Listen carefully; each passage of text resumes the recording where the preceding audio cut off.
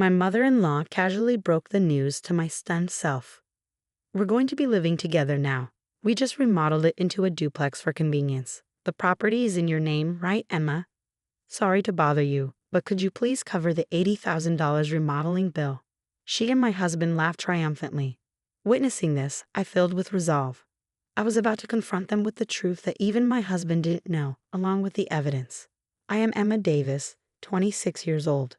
I live a bit away from downtown in a nature-rich area and work an office job while drawing illustrations as a hobby. Lately, I enjoy uploading my drawings on social media and reading the daily comments. I have a husband who is 3 years older than me, and we were enjoying our married life in our favorite old farmhouse that we bought right after our wedding. However, there has been a visitor to this house once a month since we got married who always gives me a headache. Emma, I'm here. Please open up quickly. Hearing the persistent banging on the sliding front door, I rushed to it. Aha, mother-in-law, I'll open it right away, I said, even though there was a perfectly good doorbell right next to the door. I tried to make a smile as I opened the sliding door. There are so many bugs around here. It's so annoying. Is George still at work? Poor thing, even on Saturday. Oh, I brought some of his favorite food. I saw a woman holding a large bag, looking tired from waiting. Beyond the door, while dealing with her rapid-fire chatter, I pasted on a fake smile. The once-a-month visitor is my husband's mother, my mother-in-law. My husband, being an only child, she insists on taking care of him even after our marriage, and to my gratitude, she even instructs me on house chores. The last time she came to our house, she rearranged all the food in the fridge, and I had to start the next day's breakfast preparation from hunting down the ingredients. I recall my husband repeatedly telling me before we got married, if my parents ever need care, we'll live together. I want you to understand that. I'm disappointed to think I might have to give up this beloved old house when the time comes, but I've come to accept it. What bothers me more is the thought of living with this mother-in-law 24/7. Sorry for my husband, it fills me with a bit of gloom. Fast forward 2 years into our farmhouse married life. I heard from my husband that my father-in-law had slipped on the stairs at home and broke his leg. They will need our help from now on. Let's live together, just as we discussed before our marriage, my husband said. Yes, I'm worried too, so I think it's a good idea. Can I continue my drawing hobby? I was worried about my father-in-law's health, so I agreed without hesitation to move in together. However, I was anxious that being caught up in housework and taking care of my in-laws might rob me of the time for my hobby of drawing. Whether he was aware of my anxiety or not, my husband just said, I want you to prioritize the house, and left the room, headed to his office. Being left alone in my room, I felt like I had half given up on my selfish husband. While looking back at the illustrations I had drawn up until now, one by one, I began to sort out my feelings. Just as I had made up my mind to live with them, an unexpected event occurred. While I was working as usual at my workplace, I suddenly felt numbness in my hands and feet and was instantly overwhelmed by intense dizziness and collapsed. Thanks to a colleague who immediately called an ambulance, my life was not in danger. It turned out to be a stroke at a young age after a medical examination. Although I had been warned about high blood pressure in health checks before, I regretted neglecting it and not going to the hospital. Including detailed examinations, surgery, and rehabilitation, the hospitalization period turned out to be about 2 months. From the discovery of the disease to the hospitalization, everything progressed at a brisk pace, and I realized that my husband had shown very little concern. After being diagnosed with a stroke, I took out my phone with trembling hands and called my husband right away. The only thing I could hear from the phone was his disappointing voice saying, I see, so living together will be postponed, huh? I couldn't respond to the fact that he was more worried about our future living arrangements at my in-laws' house than about my health. Since my father-in-law was still in the hospital with a fracture, there was no immediate need to worry about caregiving. It was a blessing in disguise that I could focus on my treatment. Also, since we don't have children, there was no need to worry about that either. Suddenly, the face of my mother-in-law, who always says, I want to see my grandchild's face soon, popped up in my mind. As if to shake it off, I picked up the sketchbook nearby. Recently, I've been too busy preparing to live with my in-laws and going through examinations since my collapse to have time for my favorite illustrations. Once I started living with my in-laws, I would probably lose even more time to draw. I decided to think of this hospitalization period as the last free time that God had given me and resolved to fully enjoy my hobby. When this period was over, I decided in my heart to do my best for my husband and in-laws, whether it was housework or anything else. The 2-month hospital stay ended in a flash, and finally, the day of discharge arrived. My husband casually asked if he should come to pick me up, but I wanted to spend some time alone until I got home, so I declined, feeling a bit guilty. While I was on the bus, I saw the familiar landscape outside the window and realized that I was already near home.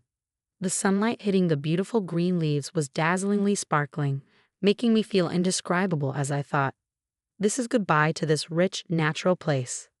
Since my in-laws' house is located relatively close to the city center, my life would change drastically from now on. Feeling a little lonely, I slowly got off the bus at the familiar bus stop. As I was heading towards my soon-to-be farewell home, I suddenly stopped in my tracks at the sight before me. There was supposed to be my favorite old private house here, but instead, there was a house I had never seen before.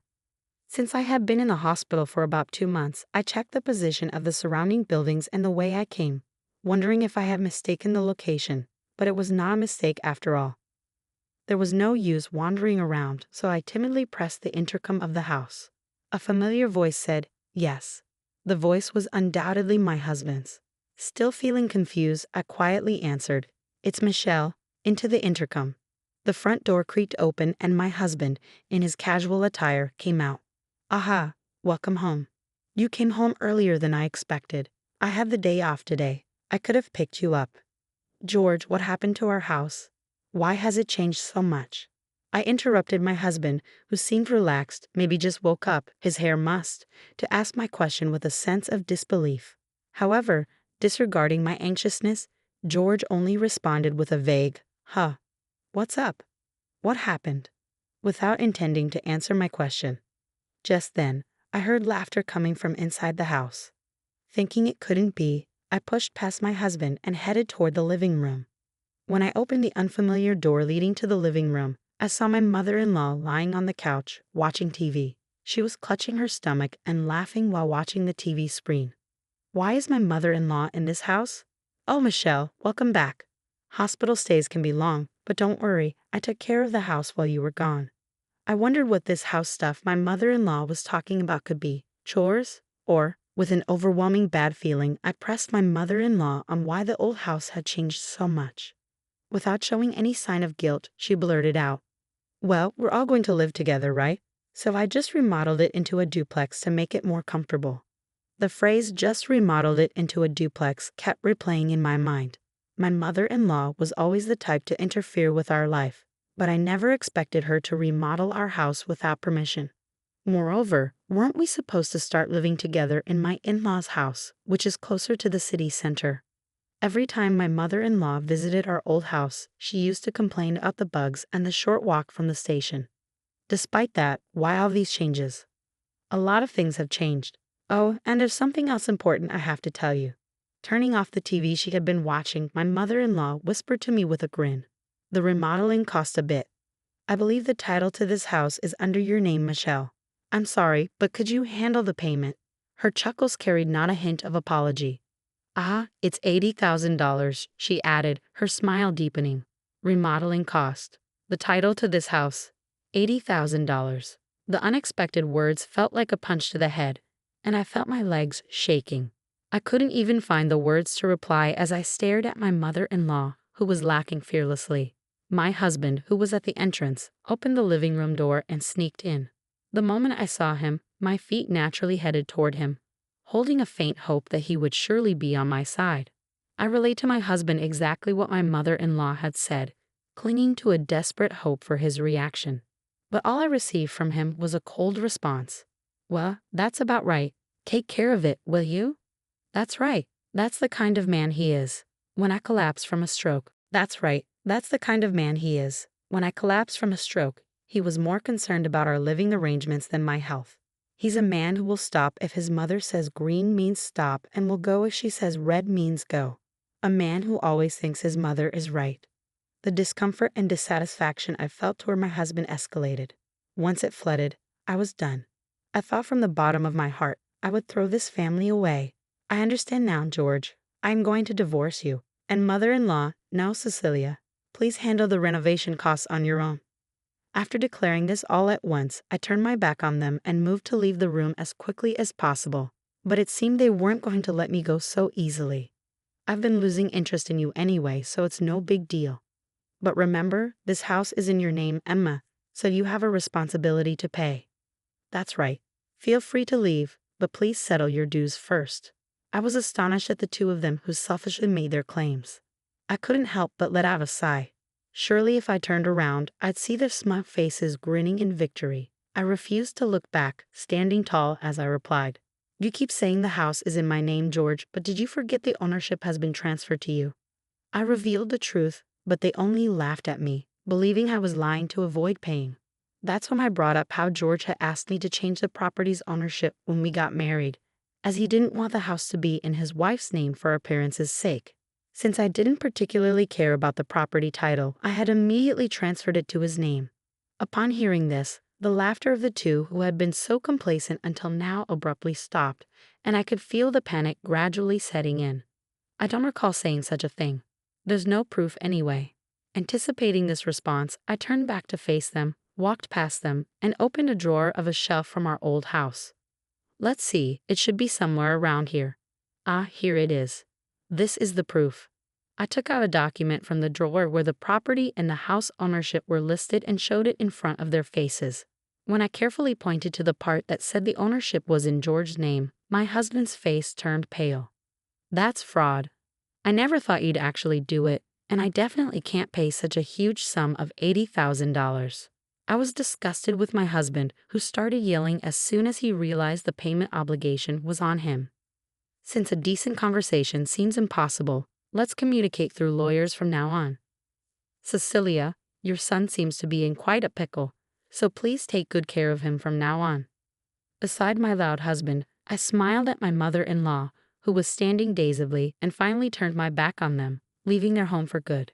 After that, my husband called several times, but I chose to ignore him entirely, deciding to communicate formally through a lawyer. Given our already strained relationship and problems with my mother-in-law, the divorce was settled without any issues. Regarding the matter that my husband insistently shouted when I left, change of name is a fraud. It was decided that there was an agreement between us because it was changed when we got married 2 years ago. My lawyer assured me with a smile that this was neither fraud nor anything illegal. With that, all the uncertainty inside me was completely dispelled. It seemed that the cost of renovating that house was supposed to be paid in full by me as soon as I got discharged from a hospital. Wanting to applaud, I now appreciate the well-crafted spiteful act of pushing me into hell just after I had endured surgery and rehabilitation, and finally got discharged due to illness. In the end, since the house was in my husband's name, it was his duty to make the lump sum payment, and he ended up strangling himself. In addition, I was able to secure alimony after the successful divorce. My husband, who had been hit with a claim for a total amount that he could not possibly pay off, had either borrowed money from dangerous places or hadn't. While I was fighting with my husband and mother-in-law, I received an apology from my father-in-law, Bob, who had been hospitalized with a broken leg, saying, "I'm sorry for my wife and son's behavior." Of course, it didn't seem that Bob was involved in this matter. However, there's no denying that for 2 years after our marriage, he had ignored his wife and my cold husband. After briefly replying to Bob's message, I decided to cut all ties with that family and start a new life. Since then, my health has gradually improved, and I was able to return to work. When I was married, I used to draw illustrations while being mindful of my husband's gaze. But now I can immerse myself in it as much as I want, whenever I want.